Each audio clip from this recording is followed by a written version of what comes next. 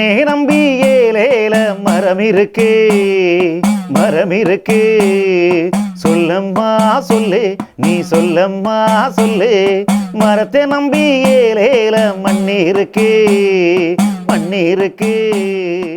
വിഷു എന്നും എനിക്കൊരു കുട്ടിക്കാലം തരുന്നു. സ്മൃതിയിൽ കൊന്നപൂത്തുലയുന്ന ഒരു കാലം. വിഷുവിൻ്റെ നിറം മഞ്ഞയാണ്. പഴമാങ്ങ, പഴച്ചക്ക, പവൻ പതക്കം, എന്തിന് ഭൂമിയെ കസവുടുപ്പിക്കുന്നതായ മേടവെയിലിന് പോലും നിറം മഞ്ഞ. വിഷുവിന് സൗഭാഗ്യത്തിൻ്റെ സ്വർണ്ണ നിറമാകുന്നു. വിഷുസ്മൃതി എന്നെ വീണ്ടും പഴുത്ത ദോശക്കല്ല് പോലെ കിടക്കുന്ന എൻ്റെ മുണ്ടൂരിലെ തൃക്കണാംപൊറ്റയിൽ എത്തിക്കുന്നു. തൃക്കണാംപൊറ്റയിലെ കുന്നുകയറി കൊന്നപ്പൂ അറക്കാൻ എൻ്റെ കൂടെ ഉണ്ടായിരുന്ന കുട്ടികളെല്ലാം ഇന്നെവിടെ? കിഴക്ക് മുറിയിലെ വീടുകളിൽ വിഷുക്കണി എത്തിക്കുന്നത് തേവരോടത്ത് നിന്നാണ്. ശാന്തിക്കാരൻ കൃഷ്ണനമ്പ്രാന്തിരി കണിയുരുളി എടുക്കുന്നു. മുന്നിൽ കഴകക്കാരൻ കുട്ടപ്പാടി വിളക്കുമായി നടക്കുന്നു. കണി കൂട്ടാൻ ഉരുളിയോ വാൾക്കണ്ടിയോ ഇല്ലാത്ത ദാരിദ്ര്യക്കുഴികളിൽ കൃഷ്ണനമ്പ്രാന്തിരി വിഷുമുഹൂർത്തത്തിൽ എത്തുന്നു. ആണ്ടുപുറപ്പിൻ്റെ കമ്പിത്തിരി കൊളുത്തുന്നു. കാശ് കണി കാണാൻ കിട്ടാത്ത അക്കാലത്ത് ഞങ്ങളുടെ പടക്കം താക്കോൽ പടക്കമായിരുന്നു. താക്കോൽ കുഴികളിൽ തീപ്പട്ടിക്കോലിലെ മരുന്ന് നിറച്ച് ആണിതിരുകി കല്ലിൽ അടിക്കുമ്പോൾ വിഷിച്ചാല് കയറുന്ന കണ്ടങ്ങളിൽ പടക്കം ഓലപ്പടക്കമായിരുന്നു. വീട്ടിൽ പുളിയമരയും നാളികേരവും ചേർത്ത വിഷുക്കഞ്ഞി. ഇന്ന് ഞാൻ നഗരത്തിലാണ്, സുൽത്താൻപേട്ട. ഓണവും വിഷുവും റംസാനും ക്രിസ്മസും ആസ്വദിക്കണമെങ്കിൽ സുൽത്താൻപേട്ടയിൽ വരണം. എല്ലാം ഒരുക്കി കോടി ചുറ്റി മുറ്റത്തെ തുളസിത്തറയുടെ അടുത്ത് നിൽക്കുമ്പോൾ എൻ്റെ കൈക്കൊമ്പിളിൽ വന്നു വീഴുന്നത് ഒരു മഴത്തുള്ളി, ഒരു മഞ്ഞുതുള്ളി, ഒരു കൊന്നപ്പൂവ്. ഇത് എൻ്റെ വിഷുക്കൈ നീട്ടം. രണ്ടുപേർ കണ്ടുമുട്ടുമ്പോൾ ഒരു പുഞ്ചിരിയുടെ കമ്പിത്തിരി കൊളുത്തുന്നു.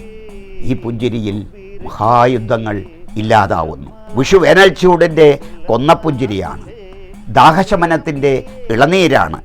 ഐക്യപ്പെടുന്നതിൻ്റെ ചെറുപടക്കങ്ങളാണ്.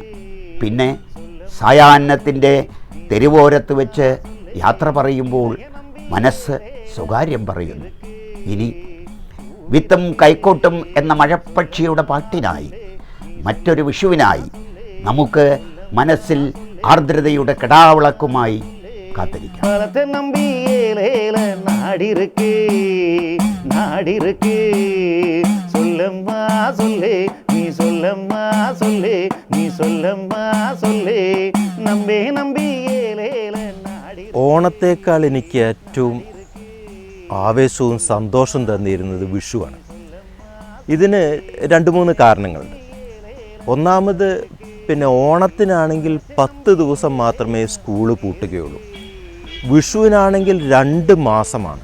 മാർച്ച് 31-ാം തീയതി ഞാൻ പറഞ്ഞിരുന്നത് നാളെ മാസവും മറ്റന്നാൾ മാസവും സ്കൂളില്ല. പിന്നെ വിഷു കഴിഞ്ഞാൽ ഈ വെക്കേഷൻ സമയത്ത് അച്ഛൻ്റെ വീട്ടിലേക്കുള്ളൊരു യാത്രയുണ്ട്. പിന്നെ കുട്ടിക്കാലത്തൊക്കെ 1 രൂപയും 2 രൂപയൊക്കെ സ്വന്തമായിട്ട് കിട്ടുക എന്നത് പണ്ടത്തെ കാലത്ത് കുട്ടികൾക്ക് സങ്കല്പിക്കാൻ പറ്റാത്തതാണ്.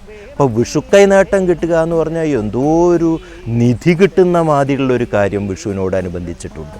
അതുപോലെ തന്നെ പടക്കം പൊട്ടിക്കുക. ഓരോ പടക്കം പൊട്ടിച്ചു വരുമ്പോഴും ഒരു അത്യാഹിതത്തിൽ നിന്ന് രക്ഷപ്പെട്ട് മടങ്ങി വരുന്നതിൻ്റെ ഒരാവേശമാണ് തന്നിരുന്നത്. അപ്പം അന്ന് അമ്മയാണ് എന്നെ വിഷുക്കണി കാണാൻ വേണ്ടിയിട്ട് പുലർച്ചെ സമയത്ത് കണ്ണ് ഇങ്ങനെ കൈകൊണ്ട് പൊത്തിപ്പിടിച്ച് കണ്ണിൽ കുറച്ച് വെള്ളം നനച്ച് ശുദ്ധിയാക്കി ആ ഉരുളിയുടെ മുന്നിൽ കൊണ്ടിരുത്തും. അപ്പോൾ തലേന്ന് തന്നെ വിഷുക്കണി ഒരുക്കുന്ന സമയത്ത് എന്നെ ആദ്യം പിടിച്ച് കിടത്തി ഉറക്കിയിട്ടുണ്ടാവും. കാരണം തലേന്ന് ഈ ഒരുക്കി വെച്ച സാധനങ്ങളൊന്നും തലേന്ന് കാണരുത്, പിറ്റേന്ന് ദിവസം രാവിലെ തന്നെയാണ് കുട്ടികൾ കാണേണ്ടത് എന്നുള്ള നിലയ്ക്ക് ഉരുളിയിൽ അരി ഉണ്ടാവും, വെള്ളരിക്കുണ്ടാവും, നാളികേരം ഉണ്ടാവും, ശ്രീകൃഷ്ണൻ്റെ ഫോട്ടോ ഉണ്ടാവും, ചെപ്പുണ്ടാവും, ഗ്രന്ഥക്കെട്ടുണ്ടാകും, അടുത്ത് തന്നെ ഭദ്രദീപം കൊളുത്തി വെച്ചിട്ടുണ്ടാവും.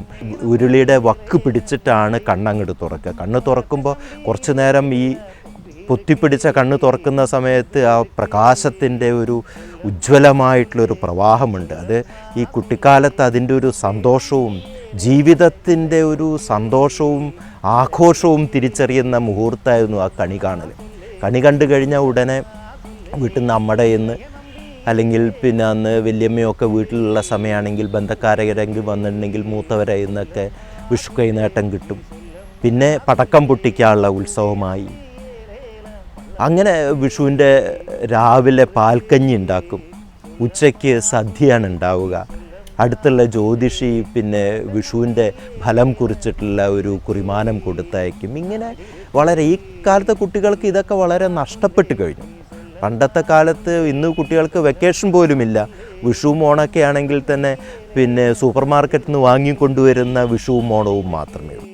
ഈ ഓർമ്മകൾ തീർച്ചയായിട്ടും നമ്മൾ നമ്മുടെ കുഞ്ഞുങ്ങൾക്ക് അടുത്ത തലമുറയ്ക്ക് പകരുക തന്നെ വേണം. ഈ ഓർമ്മകൾ നഷ്ടപ്പെടുന്നതോടുകൂടി മലയാളി എന്ന സ്വത്വം നമുക്ക് നഷ്ടപ്പെടുകയാണ്.